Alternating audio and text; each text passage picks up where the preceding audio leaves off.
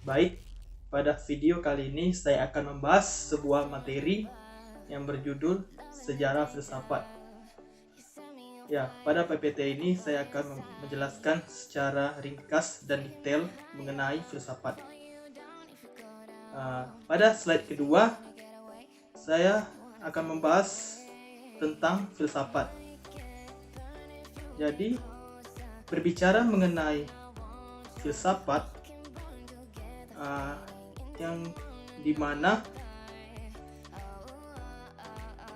kita tidak dapat dipisahkan dengan perkembangan ilmu pengetahuan yang muncul pada masa peradaban kuno atau masa Yunani, dan kemudian pada tahun 2000 sebelum Masehi, bangsa Babylon yang hidup di lembah Nil dan Sungai Efrat telah mengenal alat pengukur berat, tabel bilangan berpangkat, tabel perkalian menggunakan 10 jari, dan juga piramida. Piramida merupakan salah satu keajaiban dunia itu, yang ternyata pembuatannya menerapkan geometri dan matematika, yang dimana di sana telah berpikir yang sangat tinggi. Kemudian ada juga kegiatan pengamatan benda-benda langit, baik bintang, bulan, maupun matahari, sehingga dapat meramalkan gerhana bulan ataupun gerhana matahari. Pada slide ketiga, saya akan membahas masa Yunani. Masa Yunani dengan subtitle Periode Filsafat Yunani. Pada periode filsafat Yunani ini merupakan periode yang sangat penting dalam sejarah peradaban manusia, karena saat itu terjadi perubahan pola pikir manusia dari mitosentris menjadi logosentris. Pola pikir mitosentris adalah pola pikir masyarakat yang sangat mengenal mitos untuk menjelaskan fenomena alam seperti gempa bumi dan pelangi. Baik, pada slide keempat, saya akan menjelaskan asal kata filsafat. Kata filsafat terdiri dari dua makna kata, yaitu philos, yang dapat kita artikan sebagai cinta, sophos atau sophia adalah kebijaksanaan. Jadi filsafat ini bisa kita artikan secara literally dengan arti cinta akan kedamaian, mencari suatu materi, mengungkapkan pendapat dengan cinta damai. Dan pada slide kelima, saya akan membahas pemahaman mengenai filosofi. Di sini saya telah menyimpulkan 5 tentang pemahaman filosofi. Yang pertama, filosofia adalah hasil dari perbuatan yang disebut filosofein. Kedua, filosofia itulah timbul kata-kata filosofi, filosofie, Belanda, Jerman, dan Prancis, dan juga filosofi yang berasal dari Inggris.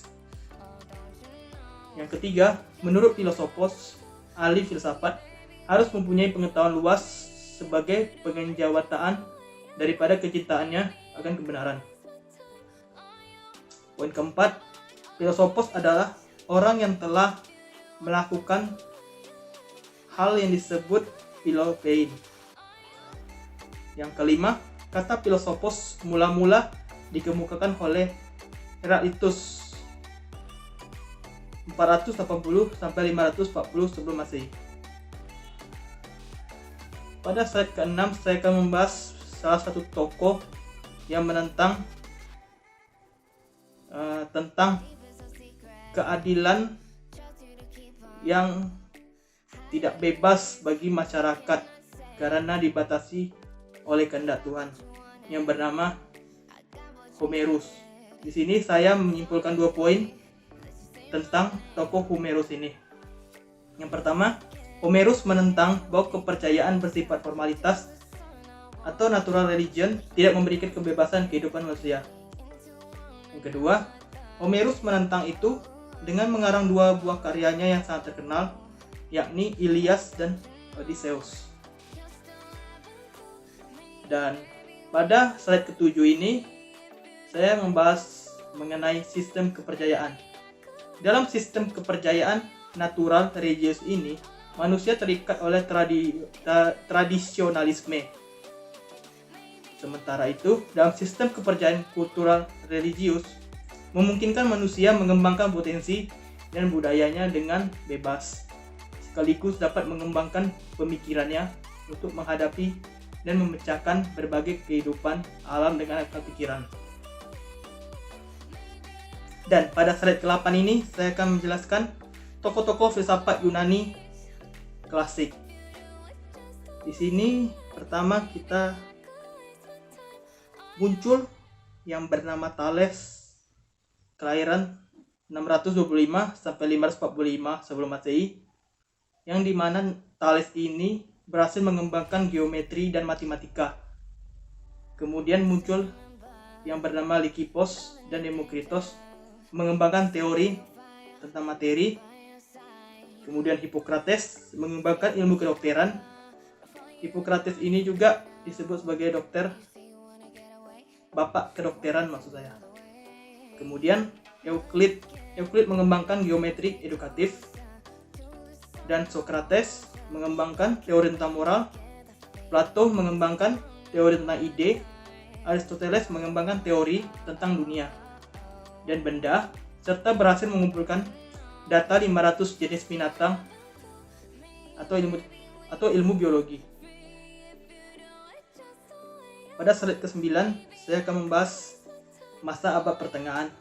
Di sini saya telah menyimpulkan 4 poin dasar mengenai masa abad pertengahan. Yang pertama, masa ini diawali dengan munculnya para ahli-ahli filsafat Eropa yang berlandaskan kepercayaan atau agama. Kedua, pemikiran pada abad pertengahan dipengaruhi oleh agama dan agama Kristen yang paling dominan dalam hal ini. Kemudian poin ketiga, pemikiran filsafat pada abad pertengahan didominasi agama. Kemudian keempat, pemikiran filsafat bersifat teosentris. Teosentris ini maksudnya di mana para manusia itu melakukan suatu tindakan atau peristiwa berdasarkan Allah atau Tuhan. Dan pada slide ke-10 ini saya akan membahas tokoh filsafat abad pertengahan.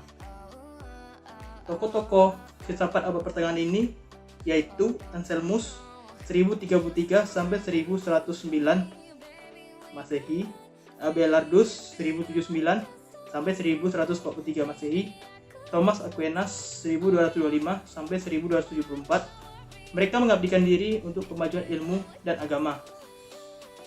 Kemudian ada di dalam agama Islam tokoh-tokoh filsafat yang terkenal pula yang dinamakan periode filsafat skolastik Islam, dengan muncul namanya yaitu Al-Kindi, Al-Farabi, Ibnu Sina, Al-Ghazali, Ibnu Bajjah, Ibnu Tufail, dan Ibnu Rusyid. Periode skolastik Islam ini berlangsung tahun 850 sampai 1200 Masehi. Pada abad ke-11 kita memasuki masa Renaissance. Masa Renaissance ini adalah peralihan dari abad pertengahan ke abad modern dalam sejarah filsafat. Disebut sebagai masa peralihan atau masa transisi, yaitu munculnya Renaissance dan humanisme yang berlangsung pada abad ke-15 sampai abad ke-16. Kemudian pada slide ke-12 saya akan membahas masa abad modern.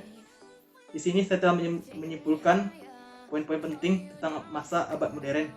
Pada masa abad modern ini, pemikiran filsafat berhasil menempatkan manusia pada tempat yang lebih sentral dalam pandangan kehidupan, sehingga corak pemikirannya antroposentris atau bisa kita bilang ke logika atau apa yang kita lihat.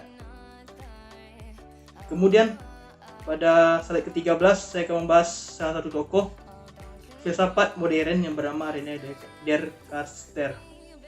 René Descartes lahir pada tahun 1596 sampai 1650 Masehi sebagai bapak filsafat modern yang melahirkan suatu konsep dari perpaduan antara ilmu alam dan ilmu pasti dalam filsafat. Pada ke slide 14, saya akan membahas tokoh-tokoh abad modern.